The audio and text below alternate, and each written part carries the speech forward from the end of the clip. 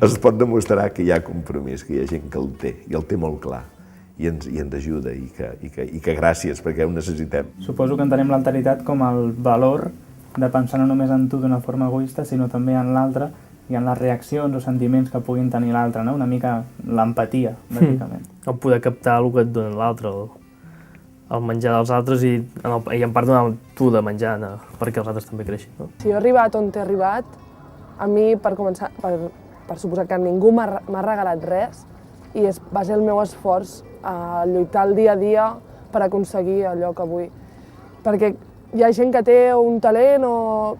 Està clar que un talent el dec tenir o alguna cosa, però jo crec que el que a mi em caratteritza és per l'esforç que dedico cada dia, a cada entrenament, a cada competició, a cada moment del waterpolo. Penso que la societat avui va molt mancada de justícia i això és dolent perquè va en detriment d'aquesta societat. Si no tenim justícia, la gent desconfia del sistema i també de les persones, i per tant això fa que la societat mateixa en surti totalment perjudicada. Els nostres avis ho tenien clar, que no es podia estirar més el braç que la mànega, no? Però a partir del consumisme i aquest desenvolupament que s'ha entès només en termes macroeconòmics, doncs sembla que hem perdut el món de vista. Un replantejament en el cas de l'agricultura voldria dir, per exemple, fomentar l'agricultura ecològica. Perquè la cooperació sigui ben entesa, primer un s'ha d'inculturar en el lloc on hi va. No solament fer un turisme de veure, d'admiració, sinó d'involucrar-se. I no anar a ensenyar, sinó anar a aprendre. Hi ha alguna arquitectura que és incívica i hi ha alguna arquitectura que és cívica. O sigui, per mi és importantíssim els espais, sobretot els públics, que siguin apropiables per part de la gent. I no sempre passa això. O sigui, no sempre els espais que generen són espais que serveixen per la gent i pensats amb la gent.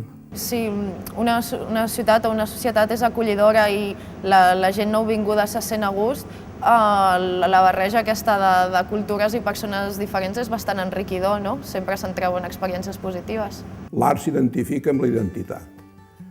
L'art general, l'art de tot el món, jo no crec en un art universal. L'art té una identitat pròpia, no solament de qui la fa, sinó on la fa i per què la fa. O sigui, a mesura que la persona va creixent, les coses es veuen diferents. A vegades el que veies que era blanc, tot amb un plegat dius no, això no era blanc, això era negre. O sigui, això és l'experiència, i treure'n un profit. La iniciativa al nostre país és increïble, no? Almenys en el nostre sector també, pel que veiem, o sigui, som, podríem dir, líders, no? Quant a, per exemple, projectes de crowdfunding, és a dir, que la gent realment té moltes idees i té molta iniciativa i moltes ganes de tirar-les endavant, no? És un terme molt genèric, la il·lusió, i probablement ni tan sols hi pensem. Malgrat això, cada dia, cada moment, cada setmana, ens movem per la il·lusió. Si et digués que és el motor de la vida, és una mica com un tòpic, no? Però sí que és el que ens fa viure, és el que ens dona perspectiva de vida diària, de vida i de vida de futur.